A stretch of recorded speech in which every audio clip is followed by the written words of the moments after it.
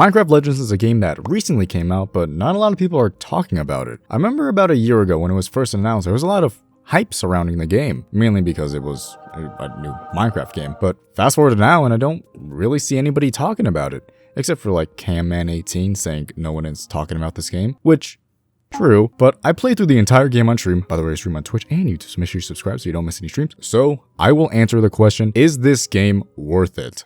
We first start off by getting Isekai from our Minecraft world, where we meet Foresight, Knowledge, and Action. I had to look up that last one. And in which they tell us about the invading Piglin forces. A little bit of a side note, these guys are very racist. They say Piglin like a slur sometimes. Anyway, after we're kidnapped, we're taken to the tutorial in which I start to notice one of the first issues with the game. Controlling troops, like, you know, the entire thing you do in a real-time strategy game. It's very basic, which at first isn't a huge issue, but the further you get into the game, when you're given more troop types and a bigger army, you will definitely notice. One big flaw is the way you rally troops and get them to do stuff. You can only rally troops within this blue circle, and to get them to attack buildings or enemies, you have to be somewhat close to what you want to attack, because to make them charge in, you have to hit a button that places a flag, and that flag can only be placed at a set distance away. And as your army size grows, the units that are further in the back won't get close enough to the marked area you want to attack, because when you target something, the structure of the enemy isn't highlighted or becomes the focus of your troops. Your troops just go to the general area that you marked and just attack anything over there, which can be really annoying if you want your troops to destroy a specific building, but then they just fight random piglins, or if you're trying to fight a specific enemy and the enemy just runs away, your troops will not follow them. I'll complain more about the troops later. Anyway, after the tutorial, we are brought into the world and we have two main objectives: destroy all piglin bases and protect the villages. Destroying the piglin bases are pretty straightforward. You go in, destroy the nether portal, and that's basically it. And villages are very similar. In the morning, you'll sometimes get an alert that piglins are planning a raid on a village. It will show you what village on the map. You go there, build up walls, build arrow towers, and just kill all the piglins.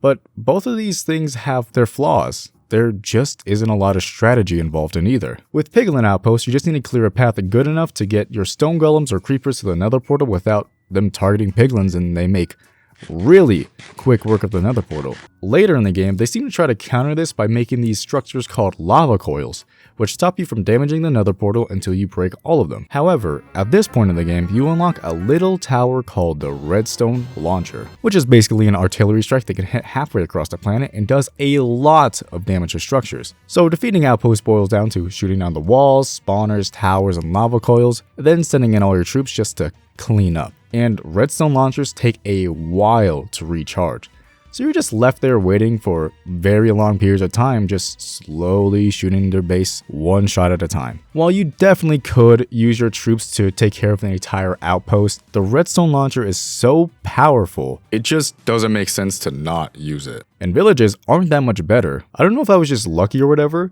but I very rarely had a village get raided. I think in total, I defended a village like 4 or 5 times, and that's including one of the boss fights that makes you defend a village 2 times. And it's not that interesting either.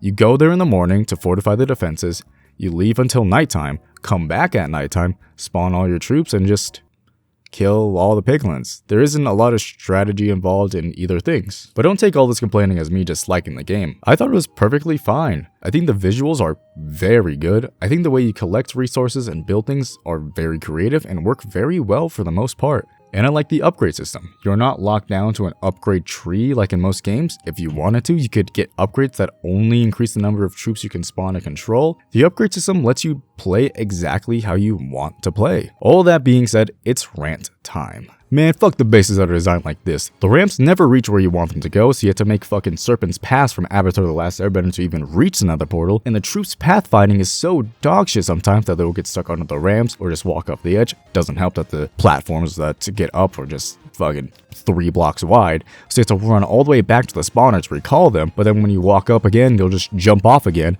And their AI is just bad too. Sometimes they just won't follow you or move to where you tell them to, so they're just standing around like a bunch of assholes just not doing anything. Also, whose idea was it that your character that is heavily involved in every single fight cannot attack structures or hit any of the bigger enemies. You can't hit bosses or any of like the elite piglins. You can only hit the little guys and hoglins. And they seem to take more hits to kill than they would in regular Minecraft, which is really annoying. While you can clean out the little guys easy, after you're done with that, you're just sitting there.